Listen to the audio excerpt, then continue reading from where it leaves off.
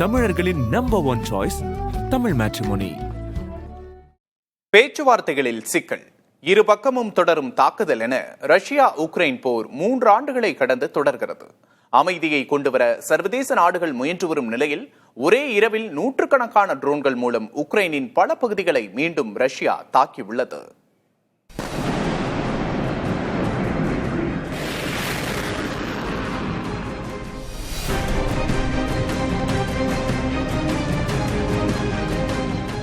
முப்பதுக்கும் அதிகமான ஏவுகணைகள், 300க்கும் அதிகமான ட்ரோன்கள். யுக்ரைன் மீது தனது அதிரடியை தொடர்கிறது ரஷ்யா. கருங்கடல் துறைமுக நகரான ஒடேசாவை குறிவைத்து நடத்தப்பட்ட தாக்குதலில் அடுக்குமாடி கட்டடங்கள் பற்றி எரிந்தன. அதில் ஒருவர் உயிரிழந்துள்ளதாக அந்த நகர மேயர் ஜெனாடி ட்ரிகானோவ் தெரிவித்துள்ளார். ஒரு குழந்தை உட்பட 6 பேர் காயமடைந்துள்ளனர்.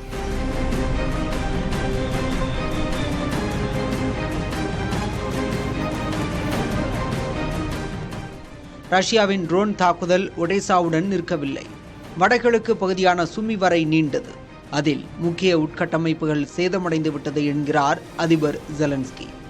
போரின் தொடக்க காலங்களில் பயன்படுத்தியதை விட நவீனமான ட்ரோன்களை ரஷ்யா தற்போது பயன்படுத்துவதாக யுக்ரைன் குற்றஞ்சாட்டுகிறது. ஜூலை 8ஆம் தேதி இரவு ஒரே நேரத்தில் 700க்கும் அதிகமான ட்ரோன்களை ரஷ்யா ஏவியதற்கு கடும் எதிர்ப்புகள் எழுந்தன. அதன் பிறகு தாக்குதலின் வீரியம் குறையும் என எதிர்பார்க்கப்பட்ட நிலையில் மீண்டும் ட்ரோன் தாக்குதல்களை ரஷ்யா தீவிரப்படுத்தியுள்ளது.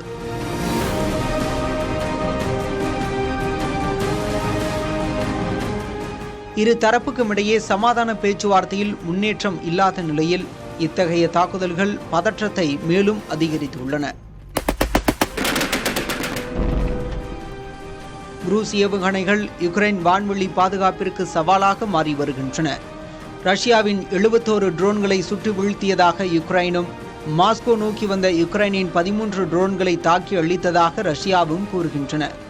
ஆனால் போர் எப்போது முடிவுக்கு வரும் என மக்கள் எழுப்பும் கேள்விக்கு மட்டும் இன்னும் யாரும் விடை கோரவில்லை.